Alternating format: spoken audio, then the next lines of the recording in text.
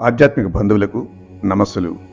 ప్రతి ఆది మరియు బుధవారం మనం మననం చేసుకునే శ్రీమద్ భగవద్గీత సందేశం నుండి సంఖ్యాయుగంలో 60, 61 శ్లోకాల యొక్క భావాన్ని మనం తెలుసుకుందాం.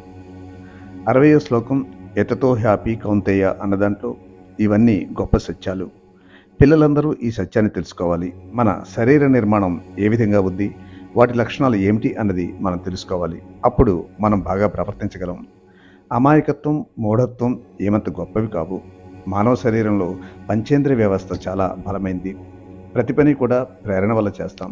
అటువంటి పంచేంద్రియ వ్యవస్థను గురించి తెలుసుకుందాం. యతతః హి అపి కౌంతేయ, మనం ఎంత అదుపులో పెట్టాలనుకున్నా పురుషస్య విపశ్చిత, తెలివైన వాడు కూడా ఇంద్రియాలను బలీయమైనవిగా గుర్తిస్తాడు. ఇంద్రియాని ప్రమాధేన, అంత తెలివిగల వాడిని కూడా అవి బలంగా లాగేస్తాయి. హరంతి ప్రసభం మనః, మనస్సును కూడా లాగివేయగలుగుతాయి. మనుస్మృతిలో ఈ విషయాన్ని బాగా పరిశీలించి చెప్పడం జరిగింది. బలవాన్ ఇంద్రియగ్రామో ధ్వంసామపి కర్షతి, ధైర్యశాలిని జ్ఞానిని కూడా అవి పడవేస్తాయి అని చెప్పాడు. అందుచేత జాగరూకతతో వ్యవహరించమని మనకు చెప్పడం జరిగింది. రామాయణం ఉత్తరాఖండలో గొప్ప రథసారథి గుర్రాలను అదుపులో పెట్టుకున్న విధంగా మానవుడు తన పంచేంద్రియాలను అదుపులో పెట్టుకోవాలి. ఈ విధంగా చేసినప్పుడే గమ్యానికి సరిగ్గా ప్రయాణం చేయగలం. ఈ పంచేంద్రియ విషయవాసన మార్గం మనలో జంతు పరిణామం నుండి వచ్చింది. మనం ఆ మాయలోనే జీవిస్తున్నాం. మనం ఆ మాయను దాటి వెళ్ళగలగాలి. గీతలాగా గొప్ప గ్రంథం అయిన దేవీ మహత్యంలో కూడా జ్ఞానినాం అపిచేతాంసి అన్న శ్లోకంలో మొత్తం ప్రపంచం ఈ మహామాయలో నిర్బంధించబడి నడుస్తుంది. ఈ మాయ గొప్ప జ్ఞానుల మనసులను కూడా లాగేస్తుంది. మాయ దివ్యశక్తి, అది సృష్టికి జనని.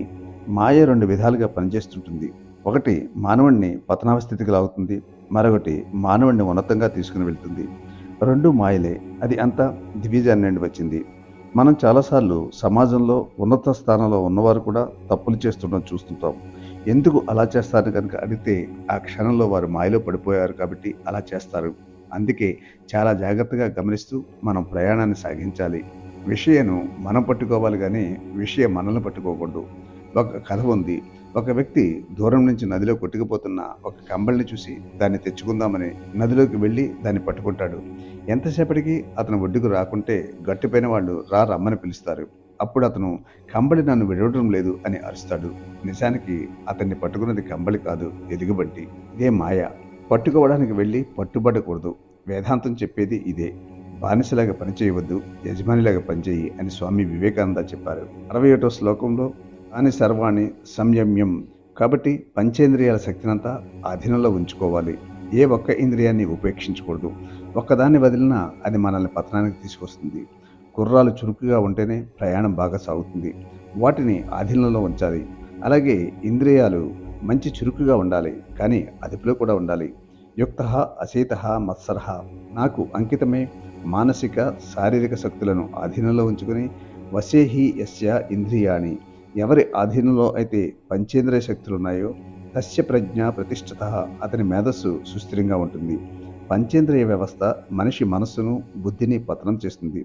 పిల్లలకు ముందు ఏది చేయాలో ఏది చేయకూడదో చెబుతూ మనం ఇంద్రియాలు ప్రవర్తించే తీరు, వాటి నిగ్రహాన్ని కూడా బోధించాలి. రాతిలో క్రియకు ప్రతిక్రియ లేదు, జీవరాశిలోనే ప్రతిక్రియ ఉంది. జీవకణం నుంచి మనిషి వరకు ప్రతిక్రియ ఉంది.